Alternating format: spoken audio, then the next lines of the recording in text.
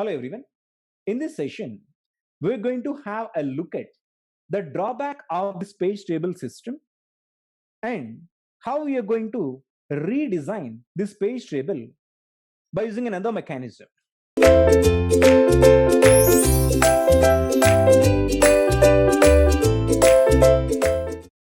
In the previous session, we have discussed about a page table through which we'll be able to map or translate the virtual address into the physical address, right? We designed a page table, we constructed a page table. When we design a page table, the page table should be accommodated only within the main memory, right? But the problem is the size of the page table. If you request a space from the main memory, ensure that you're going to potentially use the space that you got from the main memory. That is, you're going to entirely, you need to entirely use the space that you procured from the main memory. Otherwise, it will be a waste, right? Let us say, if you get 1 MB of space from the main memory, you should be able to use the total 1 MB, more or less. If you waste something in it, that is not productive, because main memory is limited. Main memory is pretty much limited. So when you get some space out of the main memory, you should be able to use it to its potential. But here, when you look at a problem with the page table will not be used completely. What is the size of the page table? Size of the page table will be equal to the number of pages, as we already discussed. But the problem is that every entry is not going to be used. In this case, we do have 8 pages. So the page table size must be equal to 8. That is, we do have 8 entries within the page table. Main memory provided you 8 entries. But will you be able to use everything in the 8 words that you got? No, you're not going to get all the 8. Rather, you're not going to use all the 8 entries. How many entries you will be able to fill up? The number of entries that can be made under a page table will be equal to the number of blocks, because the pages are going to be residing within the blocks. So main memory, but here main memory can contain only 4 pages. It can accommodate only 4 pages. Any of the 4 pages from the available 8 pages. So in the total page table, only 4 entries can be made.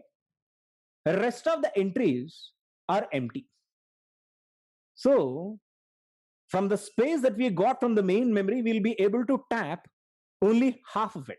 We'll be able to use only half of it. Half of the memory that we have procured from the main memory is getting wasted. Fine, 4 words is not a big problem. But the problem is, let us say I do have more number of pages. I'll put it here. My virtual address is equal to 20 bits. Mind you, this is the actual example we started with. Let us say physical address is 15 bits. And 1 page is equal to 1 block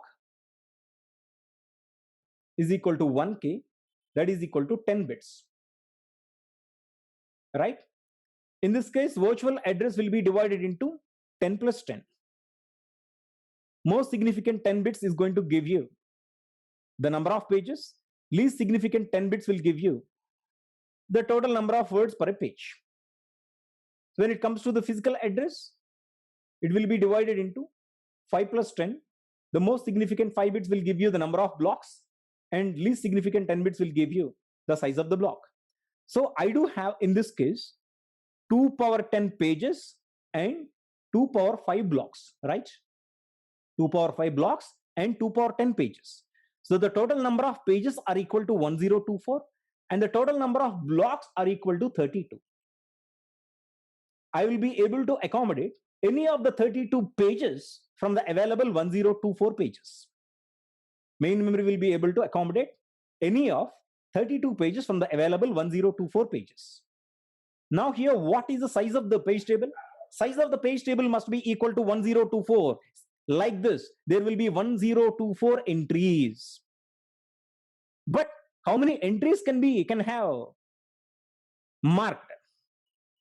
Only 32 entries can have a corresponding entry, because only 32 pages can be accommodated within the main memory.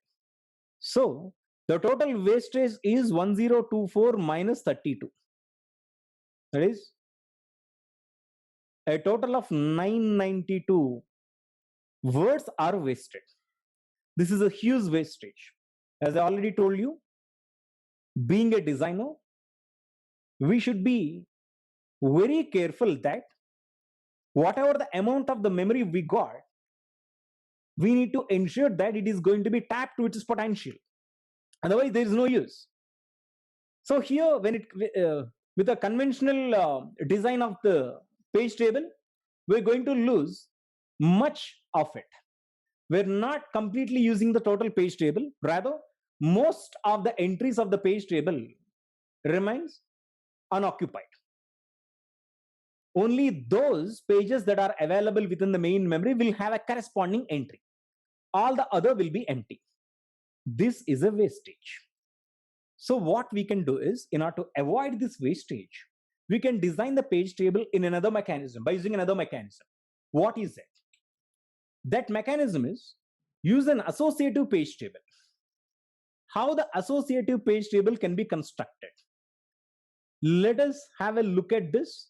I'm going to finish within 2 to 3 minutes if you stay focused.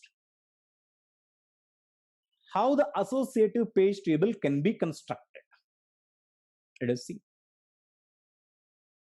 In the associative page table, we're going to take an array of associative memory.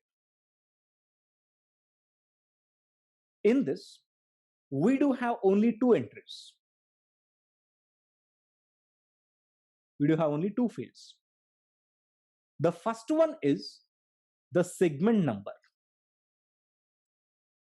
Bigger pardon. The first one is the block number. The second one is the page that is available within that block. Now, this block number will always be fixed. Let us say I do have 4 blocks. This will never change. This field will never change because I do have 4 blocks, 1, 2, 3, 4. But the entries within this block numbers will be changed, because at this point of period, I do have, let us say, the 32nd page is available within the first block. Second block contains 44th page. Third block contains 53rd page. Fourth block contains second page.